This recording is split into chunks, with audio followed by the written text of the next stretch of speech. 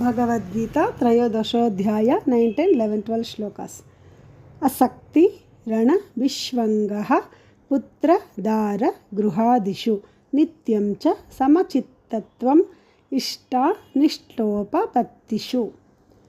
असक्तिरण विश्वंगः पुत्र दार गृहादिषु नित्यं च समचित्तत्वम् इष्टानिष्टोपपत्तिषु। मयि चानन्य योगेन भक्तिरव्यभिचारिणी विविक्त देश सेवित्वम् अरतिर्जन संसदि। मयि चानन्य योगेन भक्तिरव्यभिचारिणी विविक्त देश सेवित्वम् अरतिर्जन संसदि।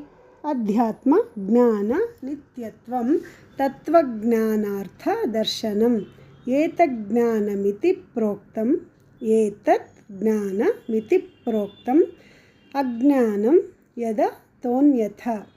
अध्यात्मज्ञाननित्यत्वं तत्त्वज्ञानार्थदर्शनम् एतज्ज्ञानमिति प्रोक्तम् अज्ञानं यदतोऽन्यथा। ज्ञेयं यत्तत् प्रवक्ष्यामि यज्ञात्वा मृतमश्नुते अनादि मत्परं ब्रह्म न सत्तन्ना सदुच्यते। ज्ञेयं यत्तत् प्रवक्ष्यामि यज्ञात्वा मृतमश्नुते अनादि मत्परं ब्रह्म न सत्तन्ना सदुच्यते। असक्तिरन विश्वंगः पुत्रदारगृहादिषु नित्यं च समचित्तत्वम् इष्टानिष्टोपपत्तिषु। मयि चानन्ययोगेन भक्तिरव्यभिचारिणी विविक्तदेशसेवित्वम् अरतिर्जन संसदि। अध्यात्मज्ञाननित्यत्वं तत्त्वज्ञानार्थदर्शनम्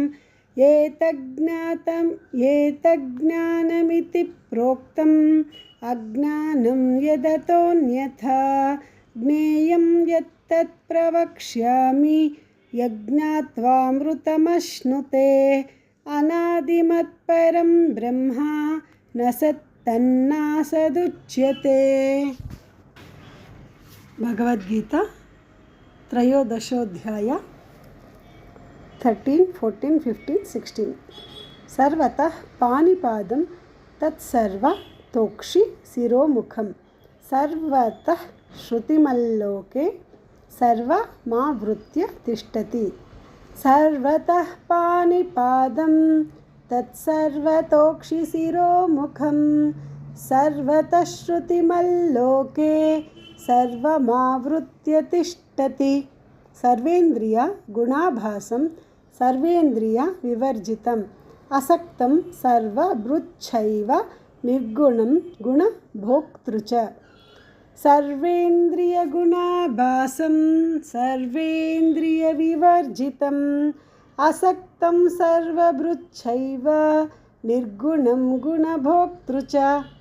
बहिरन्तश्च भूतानाम् अचरं चरमेव च सूक्ष्मत्वात्तद विज्ञेयं दूरस्थं चान्तिके च तत्।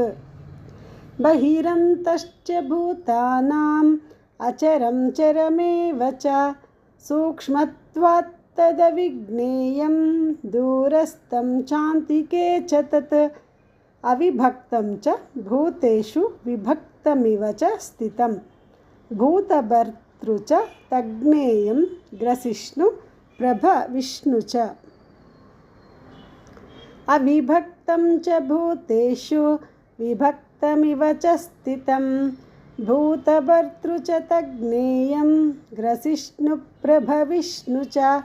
सर्वतः पाणिपादं तत्सर्वतोक्षि शिरोमुखं सर्वतः श्रुतिमल्लोके सर्वमावृत्य तिष्ठति।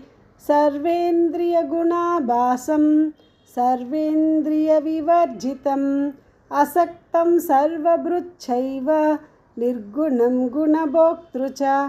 बहिरन्तश्च